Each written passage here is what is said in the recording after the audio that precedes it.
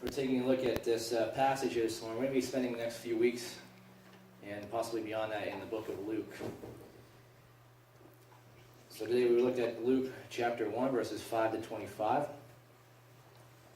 And the question I want you to think about this morning before we dive in here, how many of you have, or maybe now at this point, feel like you're in a situation where you've hit rock bottom?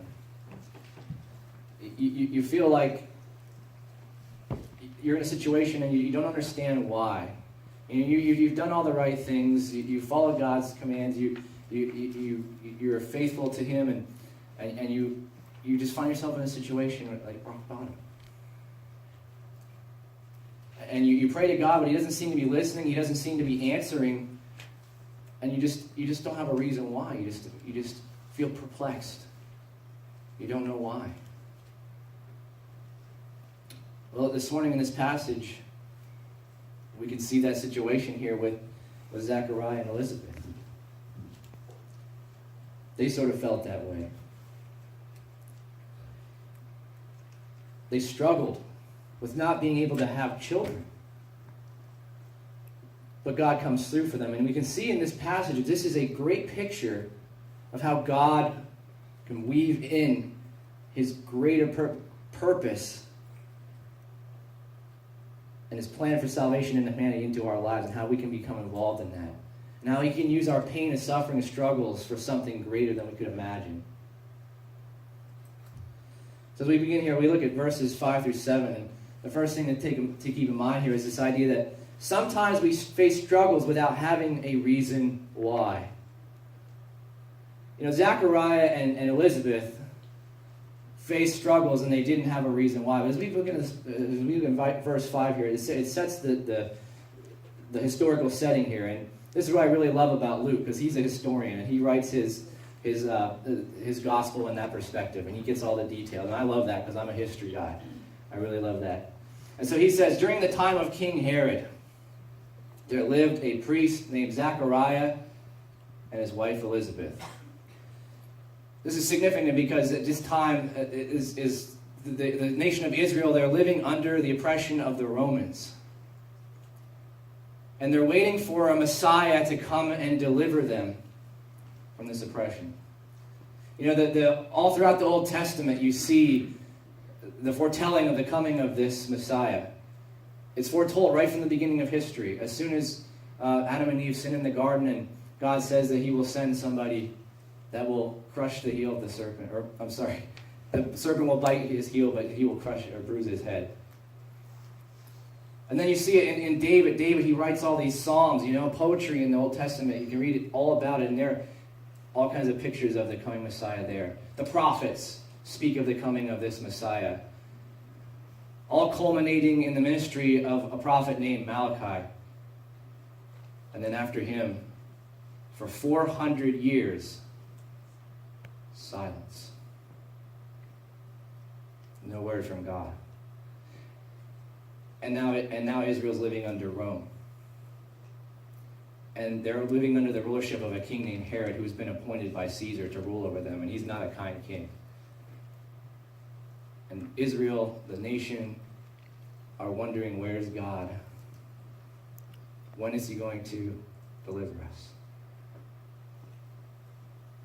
And meanwhile, all this is going on as a whole, as the nation of Israel here, we see that Zechariah and Elizabeth, they're dealing with not only that, because I'm sure they were upset about that too, the whole stress of living under Roman occupation.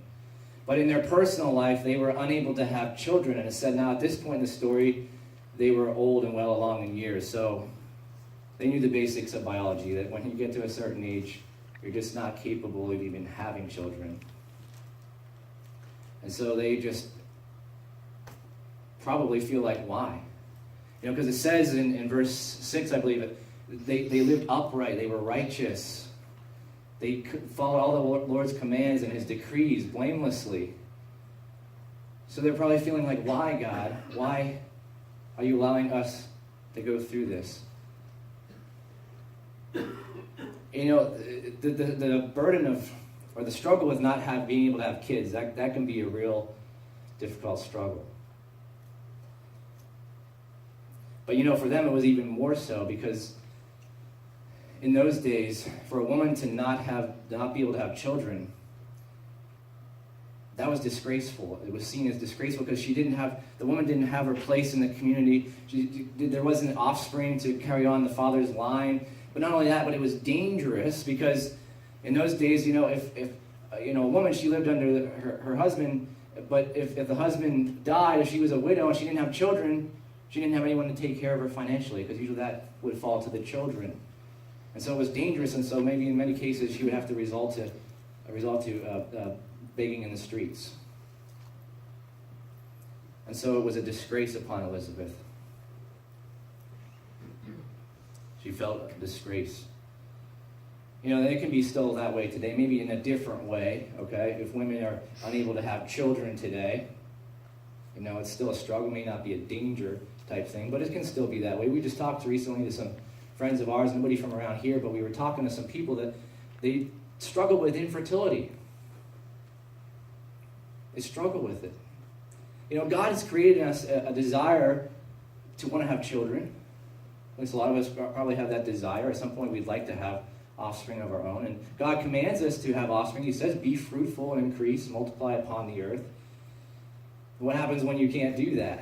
And you have that desire in you, As just a side note here, if you see young people that are unable to have children, or if you see people that don't have children, maybe just be a little careful with what you say to them, because there's been many comments to them made that, that why aren't you having children? What are you waiting for?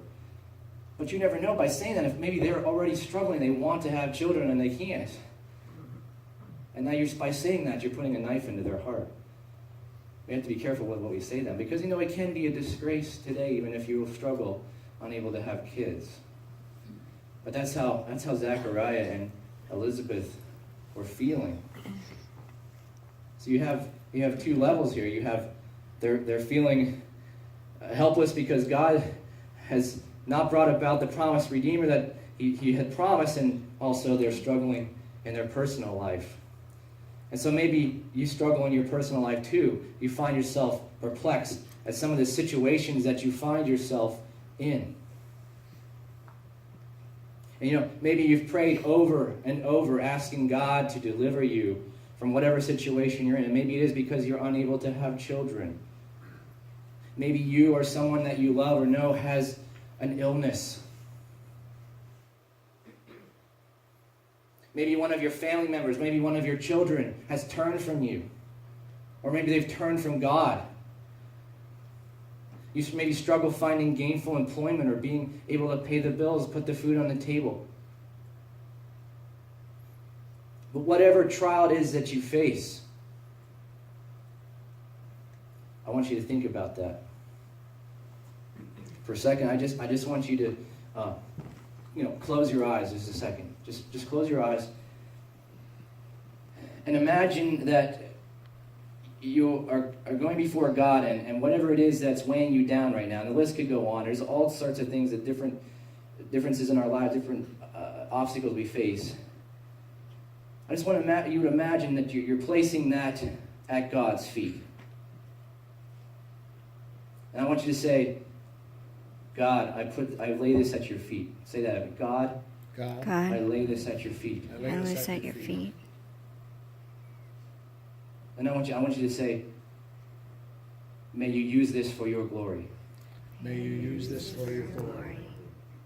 All right, we're going to see now as we go into the rest of this passage how God takes a disgraceful situation that Zachariah, especially Elizabeth, is in here, and he uses it for a greater purpose.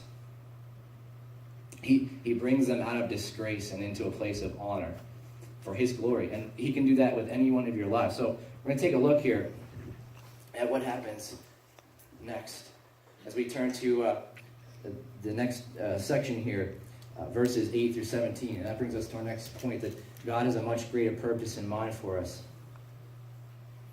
And God, or Zachariah and Elizabeth, got a much greater purpose in their answer to prayer than they could have ever imagined. As we look here, Zachariah says he was at the time that he was on duty. His division was on duty He was a priest, so what they would have to do is twice a year for a period of 1 week.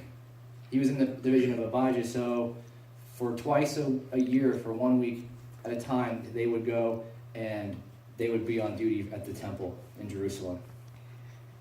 So Zechariah, he's on duty, and he's chosen by lot to burn incense at the altar of incense inside the temple.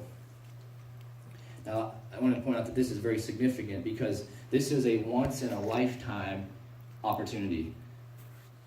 You got chosen by lot, so it was by chance. And once you got chosen to do that duty, you never got to do that again. That was your one shot. And it's also significant because it's during the time of the sacrifice, when they go into the temple and they sacrifice, it's the time where they recognize their sins as a nation, that they need his forgiveness. So that's significant too because of what the angel is about to tell Zechariah. But he goes into the temple. He's kneeling down at the altar. He's burning the incense. Probably praying for two things, at least maybe one. Okay, I'm not sure. The one thing he's most likely praying for is, God, please send us a Messiah to deliver us. Surely praying for that.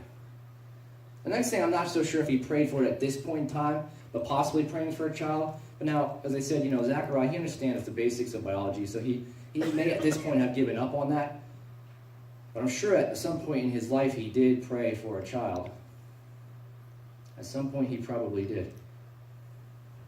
I'm sure he did. So that's what he's doing. He's kneeling by the altar praying, and the angel appears to him. And he tells him, Zechariah, you are going to have a son. And you are going to give him the name John. Wow, this is really great. Because you know what the name of John means? The name of John means God has shown his favor. And then check out what all the angel says about him. This is really great. Look at this. He says, he will be a joy and a delight to you. Okay? When you have a child, surely, they're going to be a joy and a delight to you. That makes sense. But then he says this. He says, many will rejoice because of his birth. So not just you, not just your family, but many people throughout the nation are going to rejoice because of his birth. Now that's something special. And then he says he will be great in the sight of the Lord. Wow. And he's never to take wine or fermented drink. Now, as a side note, I know in the Bible study on Wednesday we've been in the book of Judges, and we talked about the Nazirite vow. A lot of commentators think maybe this wasn't that because it didn't reference shaving his head, but even still, it represents that John, this child who's going to grow up, he's going to be serious about his ministry. This is going to be serious. And then he says this. He says he will be filled with the Holy Spirit even from birth. Some translations say even from in the womb.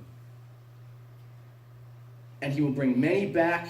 He will bring many in Israel back to their God. And he will go before the Lord in the spirit and power of Elijah. And he will turn hearts of fathers to their children and the disobedient to the wisdom of the righteous. And he will make ready a people prepared for the Lord. Wow. So all those years, Zechariah and Elizabeth longed to have a child of their own. But God didn't seem to be answering that prayer. Now, all of a sudden, after all those years, after they've thrown in the towel, so to speak, they've given up on that, God not only gives them a child. Yeah, he gives them a child, but no ordinary child. They asked for a child, but they got a prophet. A child that is going to prepare the people to receive the Messiah. Make ready a people prepared for the Lord. So they had to wait, but they had to wait for a good reason, because God was going to use their child to play a part in God's plan for salvation for all of humanity. See, it was just the right timing. Romans 5:6 says, you see, at just the right time, when we were still powerless, Christ died for the ungodly. So God had a plan. He knew at just the right time in human history, he needed to send his son into this world. And so if he had answered Zechariah and Elizabeth's prayer earlier, and they had a child earlier, then John, he wouldn't have been able to play the part that God was calling him to play a part in the announcing and the making the way, the preparing for the coming of the Lord. See that? Isn't that amazing? So sometimes we just have to wait because God has something greater in mind. And see, God wants to use you in your powerlessness, in your plight that you're in, to play a part in his redemption of humanity too. Because you never know if your child that you don't have yet has to be born at just the right time because of certain things that God will be calling them to do. Or maybe God is not in the plans for you, but maybe God wants you to adopt a child, because otherwise, if you had your own children, maybe you wouldn't have gone that route and adopted that child. Maybe you struggle being single, and you're wondering, why can't you fix me up with a mate? Why not? But maybe God is preparing you for that special spouse. I struggled with singleness for a long time. I was single for a lot. I had other relationships and they didn't work out, and I wondered why, and I wondered what was going on. And if I hadn't trusted God in that, if I hadn't met Carrie, I don't think I would have had quite the complementary mate that I could have had with anyone else who could complement me in our role that we play for God's plan in our ministry. So it's just really it's how God works. And maybe he's working to move you to the right place, or the right job, to be more effective for him. And most of all, maybe you just never know through all the stuff that you've been through, all the junk, all the gunk. You never know what kind of testimony then you will be able to give because of what you went through that can change people's lives. Just recently, and just on a side note, it's neat how God works. Last weekend, Carrie and I went for a short walk. We like to go for walks, and we enjoy that a lot. And we were walking around town, and we were walking by the Halifax Bank. And we saw something over just on the edge between the sidewalk and the bank. It was a little brown thing, and we went over and we looked and realized it was a big brown bat. Now, I'm not talking, it wasn't big in size, okay, but that's the species. It was called a big brown bat. It's actually a little tiny thing. And we weren't sure if he was okay. But we went up over to him and we got close, and he started making that high-pitched screeching noise, that bats make. Okay? And so we knew he was alive. Well, we didn't know what to do with him. It's probably not safe to just touch some random bat, that you find. You don't know if he has rabies. You don't know what the deal is with that. But so we called this wildlife center in Schuylkill Haven that we had found out about through a festival that we went to last summer. They had brought all kinds of rescued birds and things that they had found, or people had brought into them that needed rescued. So we called them, and they instructed us how to trap this bat safely, and they said you can bring it in. So we trapped it in a box, and we brought it in the next day. But as we were doing it, I was thinking, wow, what a pain. We got to drive Schuylkill Haven. That's near my old stomping grounds. It's near Pine Grove where I grew up. But it's over an hour away from where we are. So I thought, well, we got to run all the way out there to run this bat out there. But I thought, I just thought, what? No, I'm not gonna let my mind go there and think that kind of stuff.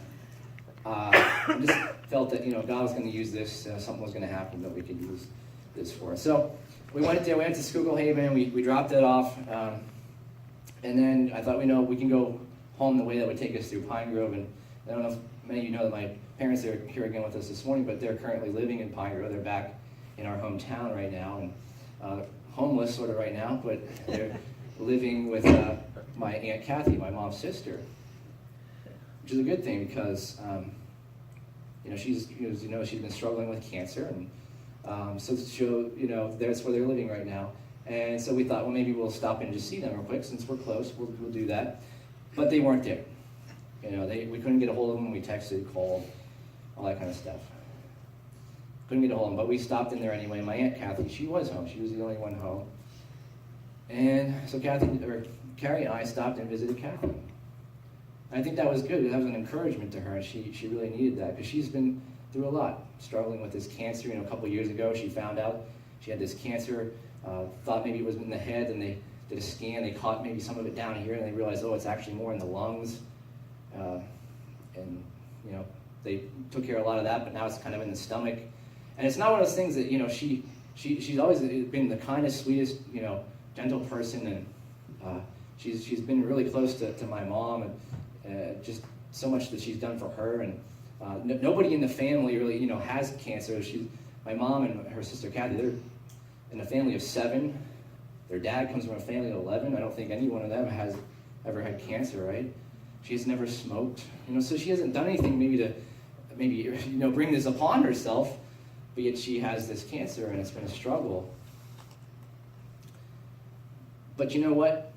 She told us, I say all that to say this, because what she told us when we were there was she said just that morning she had actually had an opportunity in her church to get up and share her testimony, to show how much, she's relied on God through all of this. And, so God can use that to touch other people's lives. So other people can see in her life. They can see Christ in her. They can see how she responds and how she reacts to difficult situations in her life like that. And she can now be a testimony to others, to make a difference in their life. So God can take you out of the pit that you're in. He can bring you up to a place of honor and using you for his purposes like that. You have to remember that it's not about us. Oh, sometimes we get really caught up on us, don't we? But it's about something so much bigger than us.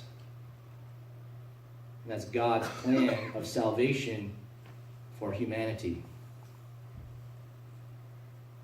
And God is calling us to be a part of that, to serve him in that, and to use our brokenness and our hurts and our despairs, disappointments. He's calling us to use that for something good, for his glory.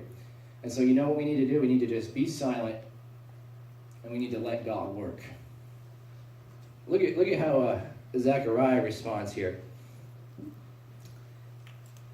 He says, Zechariah, after the angel said all this to him, Zacharias asked the angel, "How can I be sure of this? I am an old man, and my wife is well along in years." And the angel responds to him. His angel's like, "What? Are you kidding me, man?" He's like, "Maybe you didn't hear me the first time. All this stuff. Like an angel just appeared beside the altar and told you all this stuff, and you're still going to doubt it." But to make sure that it sinks in, the angel says, "I am Gabriel. I stand in the presence of God." Okay? I stand in the presence of God. So God has told me that I've been sent here to give you this message, of good news. But you know what? Because you didn't believe me, you will be silent until all these things are fulfilled at their proper time. So Zechariah is then from then on unable to speak, and he comes out of the temple. He's making signs to them, and the people don't know what he's trying to say, but they see he's making signs. Maybe he must have seen a vision from God. And so he's unable to speak for the rest of the time. But I think what God is saying to him here is, God is just saying, that he wants to do great things through us. We just need to shut up and let him work. Sometimes that's just what we need to do. Because God will bring to pass what he says he will bring to pass. You just have to wait on him. And you might think, well, Zechariah was quite a bonehead, right? He had an angel in front of him, and yet he didn't believe. But, sometimes we find ourselves doubting as well. We don't see our way out. And there seems to be no logical way that we can get out of this. Science, logic, reasoning, and all those things that get in the way of us believing that, because, God can do anything. And sometimes that gets in the way of us believing that God can and will do those things. But you know what? God ultimately in this passage, he comes through. As we come to the final few verses here, and the idea is that God will come through, and God will take us from a place of disgrace to a place of honor. Let's take a look at what happens here. So Zechariah, he returns home after fulfilling his duties at the temple, and soon after Elizabeth, guess what? She becomes pregnant, just like the angel said she would. But she remains in seclusion for 5 months, But imagine, though, how sweet that would have been when that finally came to pass, when she became pregnant, when she was with child. This is her response. She praises God. She says, "The Lord has done this for me. In these days he has shown his favor and taken away my disgrace from among the people." So God took Elizabeth out of a place of dishonor. Remember, being without child was a place of dishonor in that society. God took her out of that and didn't just give her what she asked, but put her in a place of honor, saying, "Your child will be a prophet of the God Most High. He will make people prepared for the Lord. He will point the way to the coming of Jesus." God will raise you out of your burdens as well. Out of a place of disgrace to a place of honor. Because God can use you for great things. He can use you in your brokenness, and He'll bring you out of your sin. He'll bring you out of your disappointments, out of the lowest pit that you can imagine yourself being in your life. He will bring you out of that. If you give your burdens to Jesus, He will use them for something greater, a greater purpose. You see, without Jesus, our trials they're meaningless. But with Christ in our lives, He gives us meaning in our lives. And He brings us out of that place of disgrace into a place of honor. Because you know what? He wants to use your trials, struggles, tribulations in life. Whatever it was that you maybe have on your heart right now, that you imagine yourself giving over to God earlier in this message. I want you to imagine that and just realize that God can use that or bring you out of that because He has a greater purpose in mind for you to play a part in reaching out to the lives of others and telling them about Jesus Christ and what He's done for you in your life, so other people can know that love of Christ as well. They can have that hope of salvation. They can have that hope of being brought out of despair, from a place of dishonor to a place of honor. So at this time, if there's anybody here, if you'd like to, you can come up and form a line, and one at a time, I can anoint you with oil. You don't have to come up and tell us all about what's going on, but you can just come up. I'll anoint you with oil. You can go and sit back down.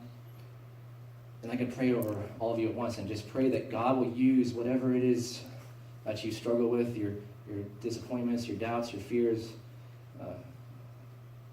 whatever it happens to be in your life, that you can use that to bring you out of that place of disgrace and use that for a greater purpose, a place of honor in His kingdom. So this time, if you would like, you can come on up and I will anoint you and pray over you.